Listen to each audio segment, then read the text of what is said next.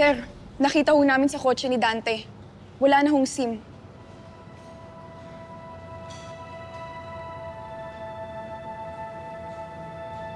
Mukhang may pinoprotektahan niya siya, Bok.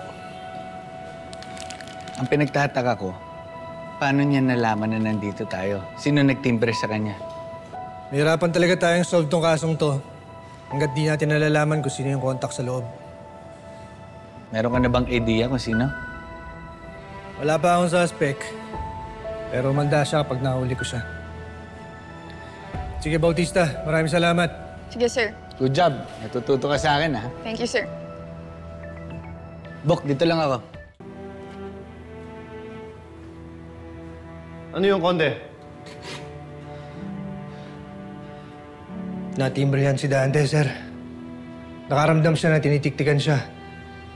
Alam niya, pati yung sasakyan dala namin, kaya pinutukan kami kagad.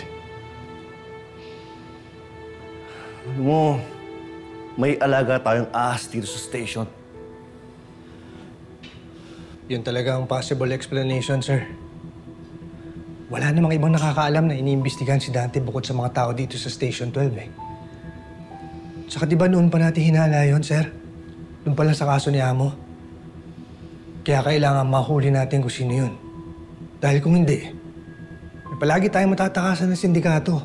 Konde, kailangan natin pagplanuhan na maayos to. Sa tingin mo, sa mga kasama natin, sino yung kakampi natin? Si Garcia, Chief. Siya yung kasama ko nung natimbrehan si Dante. Si Enriquez naman, busy sa paghahanap sa lola niya nung nangyayari yung kay Dante. Si Dizon, dikit ko yun. Pero gusto kong i-assume na everyone is compromised hanggat di natin nalalaman kung sino ang totoong kalaban.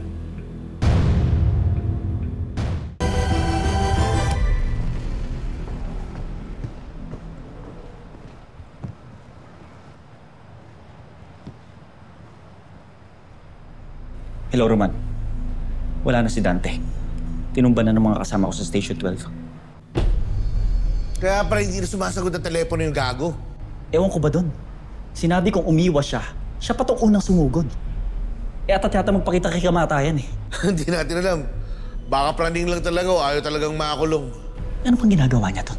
Ayun, love life.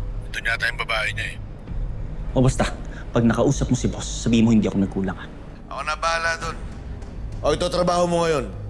Siguraduhin mo na hindi didikit yung pangalan ni Dante kay boss.